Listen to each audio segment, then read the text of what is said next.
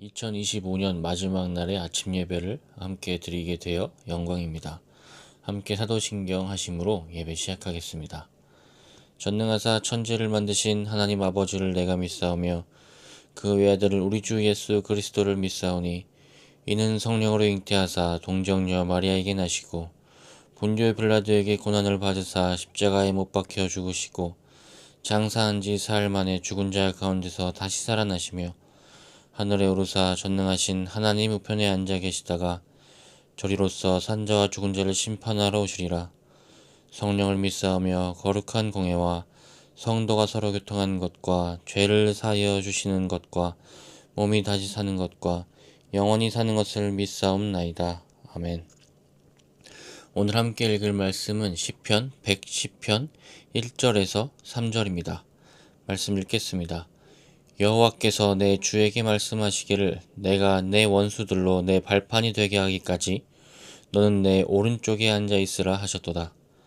여호와께서 시온에서부터 주의 권능의 귤을 내보내시리니 주는 원수들 중에서 다스리소서.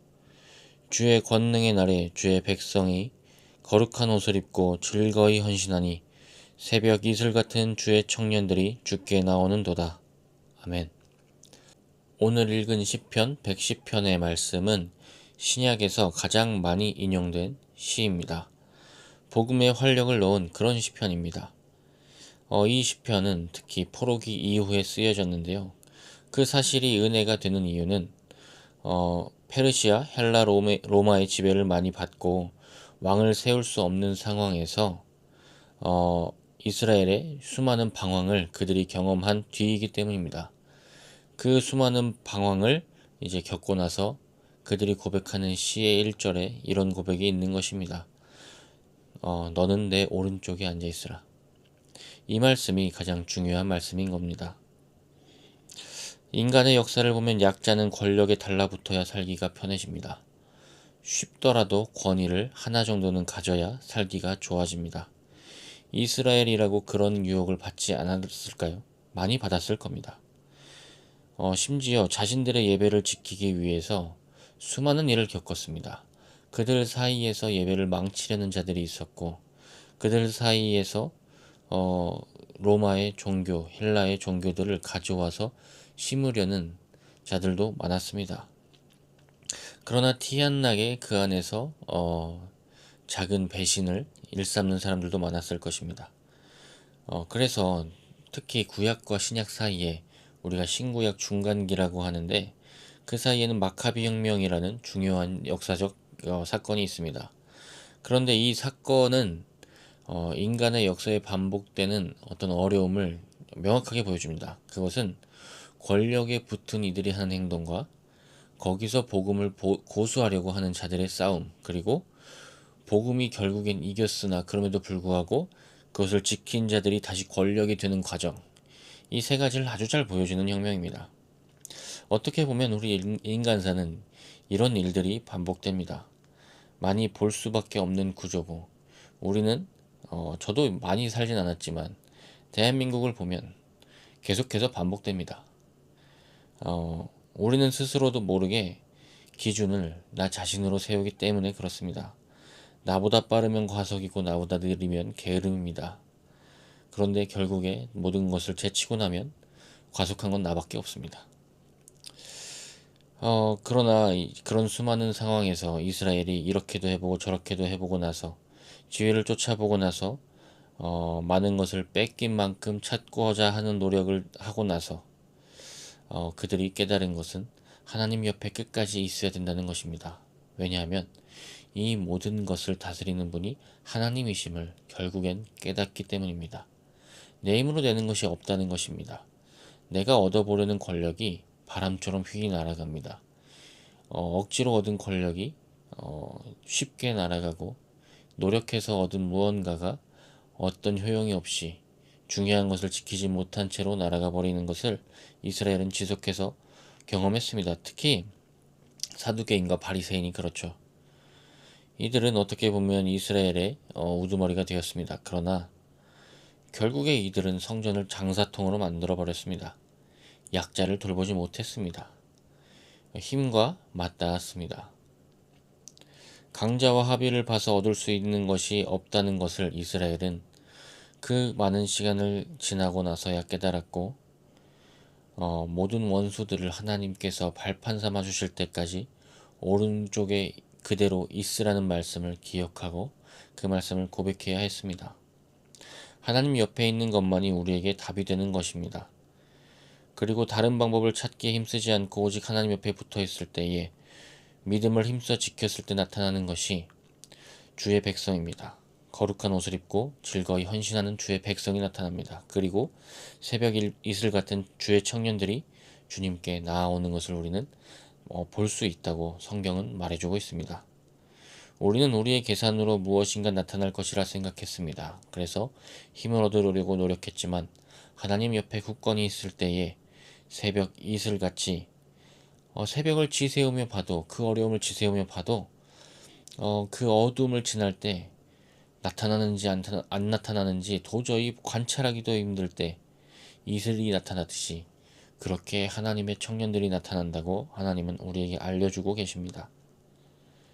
우리는 그 과정을 잘 보지 못했지만 그 과정이 매우 자연스럽게 하나님은 계획하고 계십니다.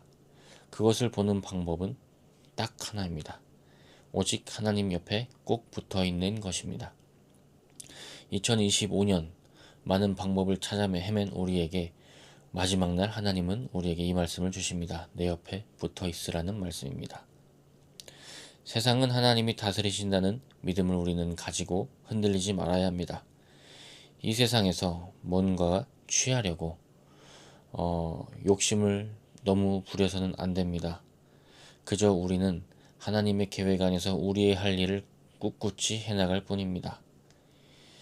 여러분에게 2025년의 목표가 무엇이었습니까? 가장 기억나는 것은 또 어떤 사건이신가요? 2025년 많은 일이 있었습니다. 그러나 중요한 건 우리가 우려하던 것보다 지금 많이 살만하지 않나요? 하나님이 하십니다. 하나님 옆에 붙어서 우리의 인생 순위를 재정비하기를 소망합니다. 저는 청년들에게 그리고 다음 세대 아이들에게 공유하는 비전은 이렇습니다. 첫 번째는 사랑하는 방법을 잊지 않도록, 계속해서 섬김이 어색해지지 않도록 사랑하기 위해 살아야 된다는 것을 잊지 않도록 하나님 앞에 기도하고 사랑하며 살아야 된다는 것입니다. 그것이 먼저입니다. 사랑을 알아야 됩니다. 사랑이 무엇인지 깨달아야 됩니다. 사랑이 얼마나 가치 있는지 깨달아야 돼요. 그리고 두 번째는 미래를 준비해야 합니다. 겁먹지 않고 준비해야 합니다. 목표를 설정해야 하고 결혼할 준비도 해야 됩니다. 이 두 가지를 도외시해서는 안 됩니다. 그래서 단적으로는 취업 준비를 하기 위해서 많은 것을 배워야 되고, 두 번째는 결혼 준비를 하기 위해서는 세상적으로 들릴지는 모르겠지만 25살이 지나면 저는 청약도 들어야 된다고 이야기합니다. 이것이 어떤 부동산에 눈을 떠라 얘기 아니고 마마보이에서 벗어나라는 겁니다. 그래야 옆에서 조력할 때 진짜 도움을 줄 수 있습니다. 제가 여태까지 살면서 느낀 것은 그렇습니다.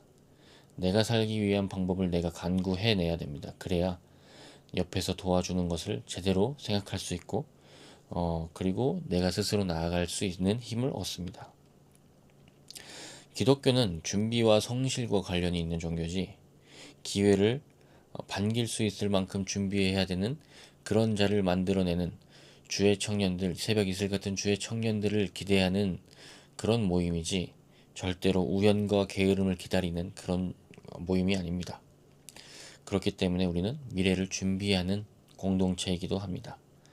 그리고 마지막으로 무엇보다 중요한 것은 세 번째, 교회를 꾸준히 다녀야 한다는 겁니다. 일주일마다 이렇게 우리를 바르게 정화시켜 주려고 하고 위로해 주는 공간은 이 세상에 없습니다. 하나님이 마련해 주신 이 지상의 교회만이 유일합니다. 이 교회에서 우리는 매주 만나 겸손함을 다시 한번 생각해보고 사랑을 서두르는 것에 대해서 고민해 볼 수 있어야 되고, 하나님의 시선을 고민해 봐야 합니다. 그래서 2025년 우리는 하나님의 은혜 안에 잘 보냈는데 2026년 하나님 옆에 꼭 붙어 있을 수 있어야 됩니다.